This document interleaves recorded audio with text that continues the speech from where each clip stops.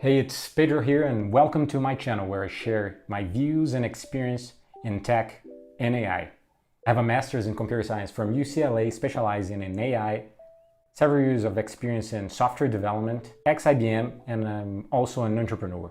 In this video, I'll show you how to deploy a Llama2 model in Sagemaker and make it available through an API. So this here is not supposed to be thorough in any way, it's just to show some tips that I saw when I was doing the same thing.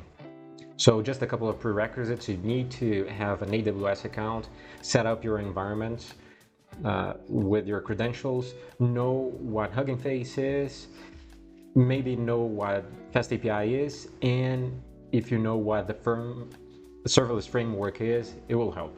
So let's start. This here is your Llama2 model on Hugging Face, and it already offers this script for you to deploy to Sagemaker. If we copy that script, let's adapt to be able to deploy it using our own computer.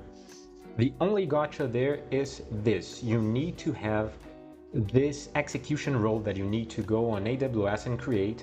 It is an execution role, or better, it is a role to make changes to Sagemaker. That is the thing. So you adapt that script to do this here. After you deploy, you will be able, already run that, you will be able to use that endpoint.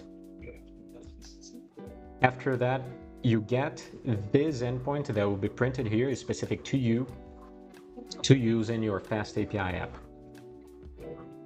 So let's go to the FastAPI app.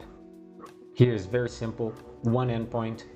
We're using the same library that was present before as a Hugging Face, part of the Hugging Face Sagemaker library.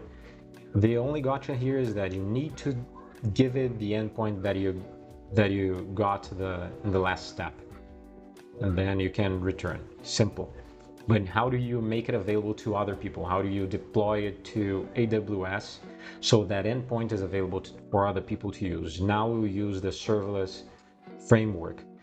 The only gotcha here is you need to give these permissions so the Lambda function can access the Sagemaker resources and also provide the environmental variable related with the endpoint.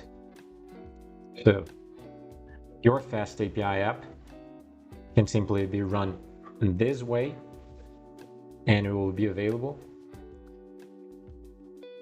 for you to deploy the serverless app. Simply do serverless deploy, and it will deploy and it will be available. After you deploy, you can go to the /docs, because FastAPI already provides that for you, and you can use it here, and you can also share your own URL to other people. I hope you enjoyed this video. Please share your appreciation, pressing the like button and subscribing, and leave a comment for the next thing that you want to see.